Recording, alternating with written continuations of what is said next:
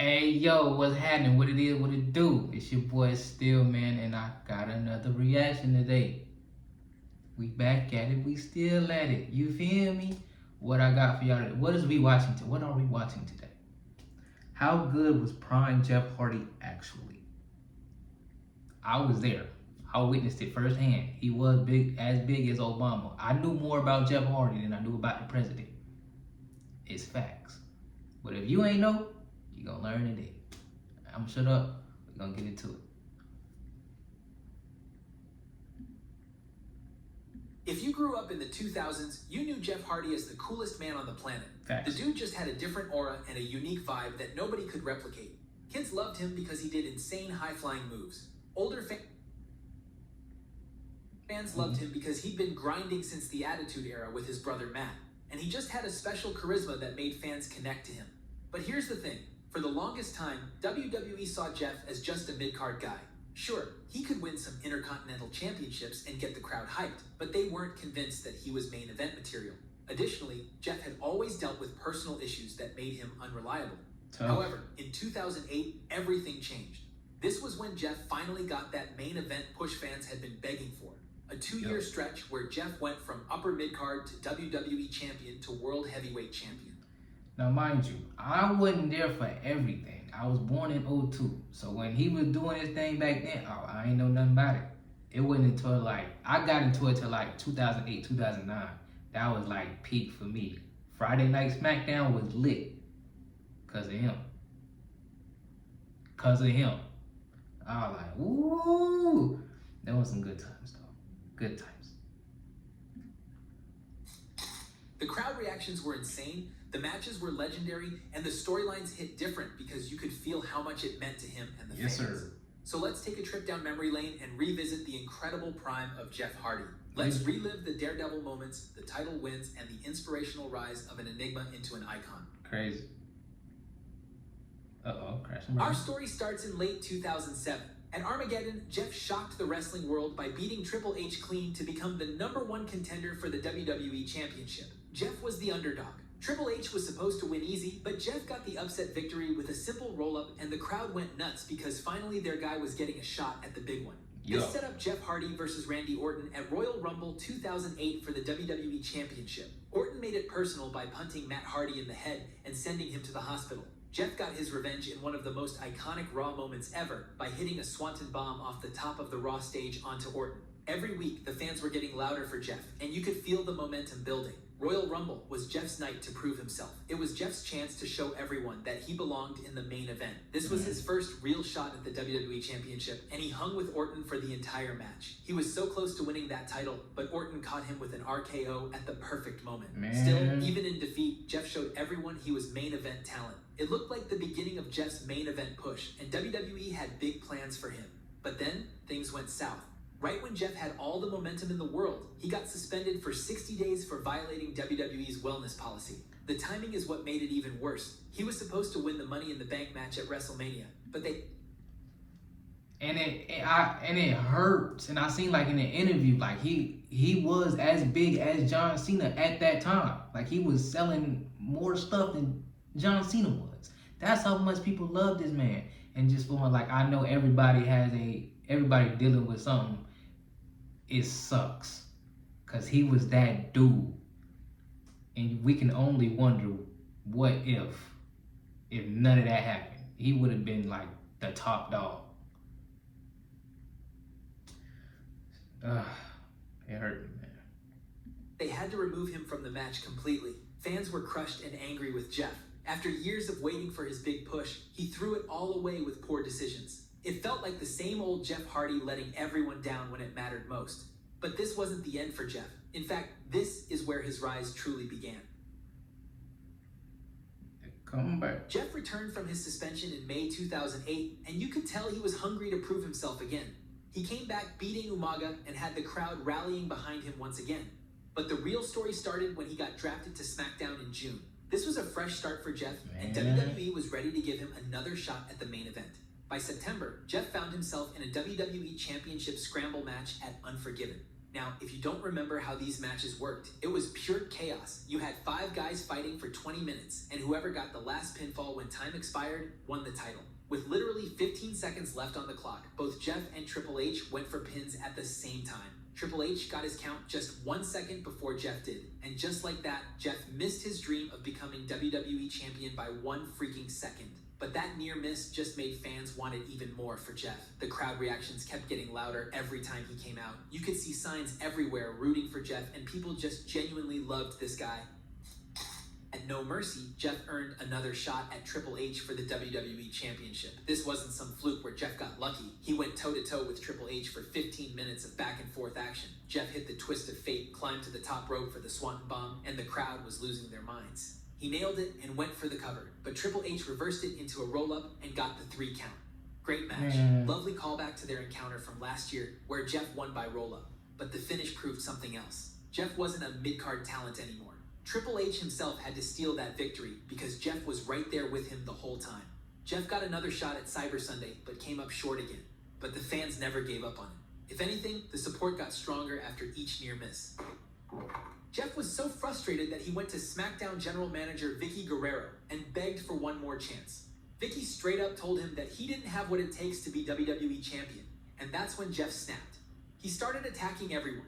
Triple H, Vladimir Kozlov, even The Undertaker. He was chair-shotting people left and right, crashing contract signings, and basically going insane trying to prove he deserved that title shot. The crowd was behind him through all of it because they understood his desperation. Jeff's wild antics finally paid off when he earned a triple threat WWE title match at Survivor Series. But then, WWE pulled one of their most questionable storylines ever. They had Jeff found unconscious in his hotel room and rushed to the hospital. Given Jeff's real-life addiction struggles, this was pretty messed up. In storyline, Edge ended up replacing Jeff in the match and won the WWE Championship by taking advantage of the chaos. But this further fueled the fire, and Jeff's crowning moment was just around the corner. Armageddon 2008, Jeff Hardy versus Edge versus Triple H for the WWE Championship. This was it, Jeff's last shot at the title. After 4 failed attempts, after all the heartbreak and near misses, he had to deliver or accept that maybe he just wasn't championship material. The crowd was absolutely electric when Jeff came out at Armageddon. Edge got massive boos, Triple H got some cheers, but Jeff got a nuclear pop that shook the building. The match itself was awesome. Early on, Jeff went right after Edge since everyone thought Edge was behind the hotel attack. There were some insane spots, and for a while, it looked like Jeff might actually pull it off. But then disaster struck. Edge speared Jeff through an announce table and left Jeff completely destroyed at ringside. Triple H capitalized and hit the pedigree on Edge, going for what should have been the winning pin. But then Vladimir Kozlov showed up to break it up, followed by Matt Hardy to fight Kozlov. In the final sequence, Edge was about to nail Triple H with a chair when Jeff made the save. Triple H hit the pedigree on Edge and went for the cover. But then Jeff came flying out of nowhere with a Swanton Bomb to break up the pin. Jeff immediately covered Edge himself, and 3 seconds later, Jeff Hardy had finally done it. After a decade of grinding, after being fired twice, after countless setbacks and disappointments, Jeff Hardy was the WWE Champion. The emotion was real. You could see how much this meant to him as he celebrated with tears in his eyes. Jim Ross was going absolutely mental on commentary. The crowd was losing their minds. And I still go back to this day and still rewatch that match. It was a really good match. If you haven't watched it, I do suggest to go do that. He got plenty of bangers. Plenty of bangers. That's why he stay in my top 3 all time. Facts. People weren't even leaving the arena. They just wanted to watch Jeff celebrate because they'd waited so long for this moment. What made it special was that you knew Jeff had earned this. It wasn't handed to him. He'd fought through personal demons, career setbacks, and multiple heartbreaking losses to get here. This was Jeff's redemption. Winning the WWE Championship should have been the beginning of Jeff's legendary run, but in wrestling, nothing ever goes smoothly.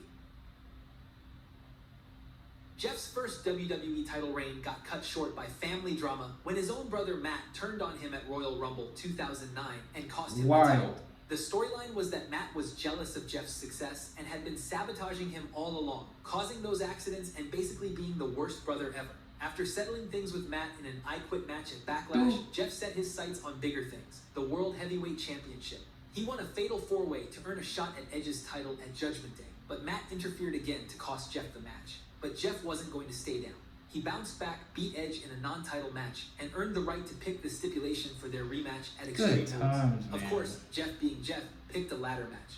Extreme Rules 2009 was everything you'd expect from these Jeff versus Edge match. This Jeff was a was good flying match. around, taking crazy bumps, and showing why he was called the charismatic enigma. Edge was being the ultimate opportunist and taking every shortcut in the book to try and retain his title. When Jeff finally climbed that ladder and grabbed the World Heavyweight Championship, it felt like the perfect moment. This was his specialty match type, and he'd finally captured the big gold belt.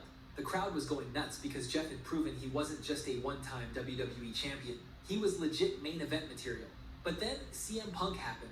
Literally seconds after Jeff won the title, Punk's music hit and he Now, this feud was amazing.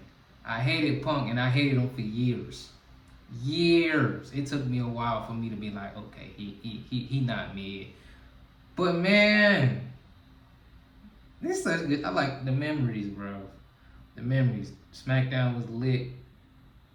Punk was Punk or a Punk, however you want to look at it, but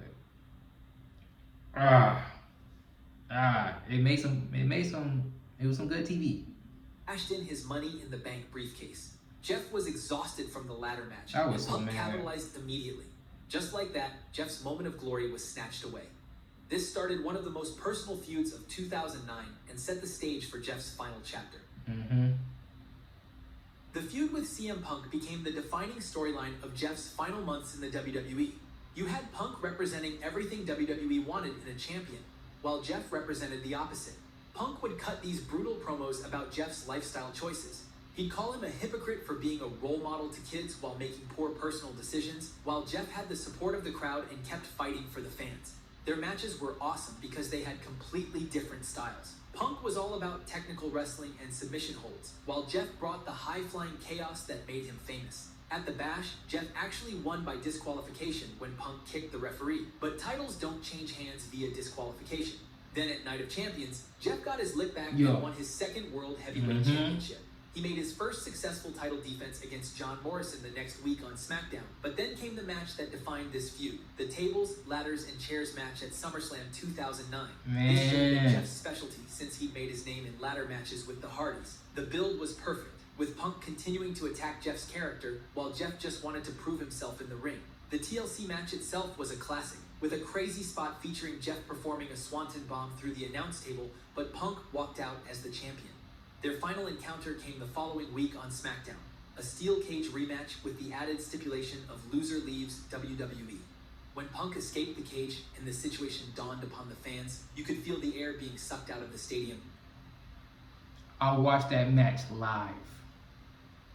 I remember that joint like it happened last week.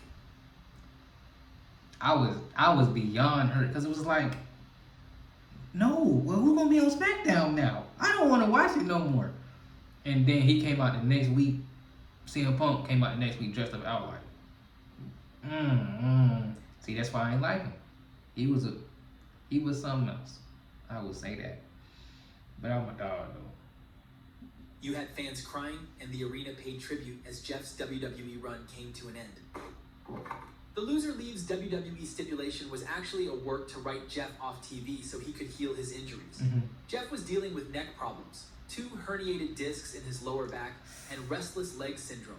His body was breaking down from years of taking insane bumps and high-risk moves. Plus, Jeff's contract was expiring soon anyway, so WWE used the storyline to give him the exit while protecting both guys. Jeff could leave to get healthy, and Punk got the win to establish himself as the top heel on SmackDown. But here's what made Jeff's exit so bittersweet. You knew you were watching something special end. This 2-year run from 2007 to 2009 was Jeff at his absolute peak. The crowd reactions, the emotional investment, the way he connected with fans of all ages, it was lightning in a bottle. Jeff left WWE at the perfect time in some ways. He'd accomplished everything he dreamed of. He won both major championships, he faced his brother at WrestleMania, and he proved he belonged in the main event. But you couldn't help wondering what might have been if he'd stayed healthy and continued that run. This was prime Jeff Hardy, and it was beautiful. That run was crazy. You feel me? Like, that's why I always tell people, like, he's my GOAT. well, not my GOAT, but like my favorite all time. He made me want to do some stuff that I had never thought about doing before that. I was doing front flips off of the bed and stuff. Like me and my brother, SmackDown was the ish for us. You feel me? But I'll never forget it, man. Those were like he was one of the reasons why I got into wrestling, and I still watch it to this day. But Prime Jeff Hardy was that dude. Yo, y'all like the video? Y'all let me know, man. Make sure y'all like, comment, subscribe, do all that good stuff for your boy, and I'm gonna shut up. Until next time, I love y'all. Y'all be easy. Peace.